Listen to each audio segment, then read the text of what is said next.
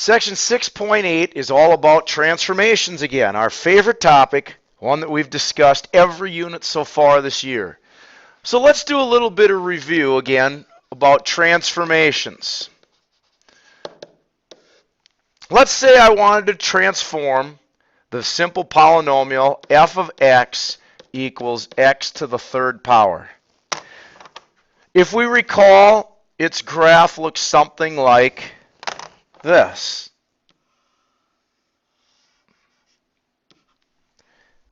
Now, letter A. Let's say we wanted to move the graph up or down.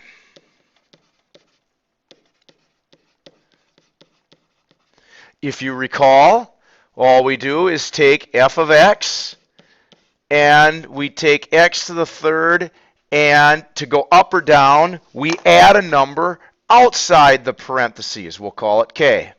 We'll add it at the very end. Letter B. Let's say we wanted to move the graph left or right. Well, if you recall, you take the function f of x, and you're going to put parentheses with the x and the power on the outside, and we're going to move it to the left or right by putting a number inside the parentheses. Letter C. If you wanted to stretch or compress your graph, if you recall, you're going to take f of x, which is x to the third, and you're going to multiply by some number a. You're going to take the whole function and multiply by a. Remember, a stretch is if that number is greater than 1, and compress is if the number is between 0 and 1. And finally, letter D, if you're going to flip the graph over the x-axis, or upside down, you take f of x, which is equal to x to the third, and you make the a value negative. And that will flip the graph over the x-axis. I hope you remember all those because they apply to this unit as well as everything else. Now, if you need to pause the video, please do, because I'm going to erase that and do a couple problems for you. All right. So, I'm just going to leave the words up there. Let's say that I have the function f of x is equal to x to the third plus 4. And let's say that I want to know what g of x is if f of x has a plus 3 at the end. Well, very simply, if you have the entire function and you're going to add 3 at the very end of it, that's going to move the graph up. So what is your new function? Well, g of x, it says, is equal to f of x. Well, I'm going to put f of x, which is what's in red, x to the third plus 4. And then at the very end, I'm going to tack on plus 3. Well, if I simplify that, I would get x to the third plus 7, which would be g of x, which in this case would move my graph up 3. Another one. What if I said, let's take g of x, and I want g of x to be f, and in parentheses, x plus 4.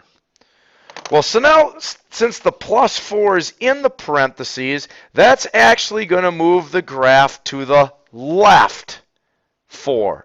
So all I do is I take what I'm underlining and put it right in where that x is. So g of x in parentheses would be x plus 4. The cube would be on the outside, and then the other plus 4. And this particular g of x function would move my graph left 4. And you can just leave it like that. You don't need to expand it. All right, now let's take a look at a graph. In the graph in red, you have f of x is equal to x to the fourth minus 4x squared plus 2. And what I want to do is I want to stretch this graph by a factor of 3. Well, very simply, I'm going to take f of x, and I'm going to write it out, x to the fourth minus 4x squared plus 2, and I'm going to times the entire function by 3, because that's what stretching it by a factor of 3 will do. So just take the whole thing, distribute the 3, and you would get 3x to the fourth minus 12x squared plus 6. This would be what we would call g of x, the transform function, and that's going to move the graph or stretch it by a factor of 3.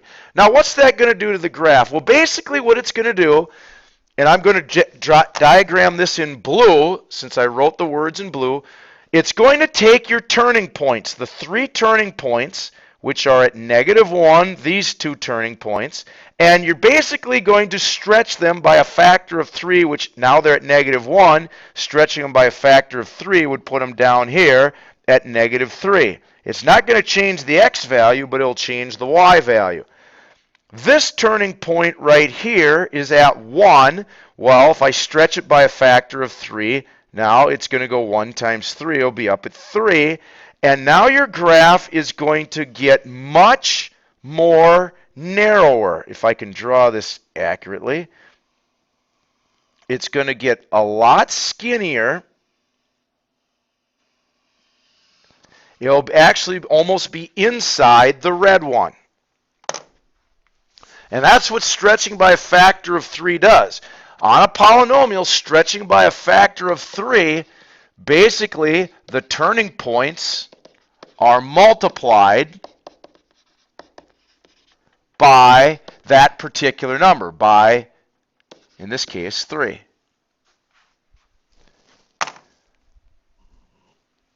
Actually, I should write the y value of the turning points. All right. Now, let's look at letter B. I am going to erase this graph and draw it over.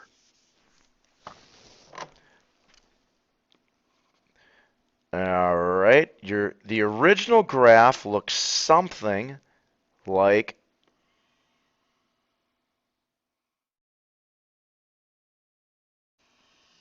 that. All right. Now, what I want to do is I want to take the red graph, which is this function right there, again, and I want to move it down 4. Well, we just talked about how to do that.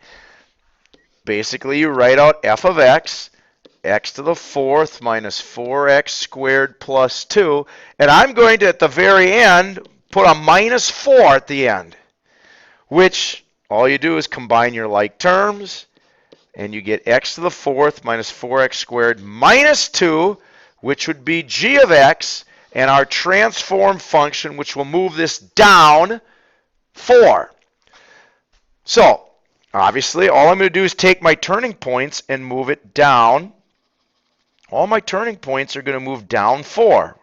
So, my local maximum here is going to go 1, 2, 3, 4. So my local maximum is going to be there, and my local minimums will be down here. The shape of the graph is not going to change at all, so it's going to look something like that. So basically, all I did was I slid the graph down 4. And people, that should be nothing new. We've talked about it all year long. Transformations for polynomials work the same way as everything else we've discussed so far this year. Further questions, please ask during class.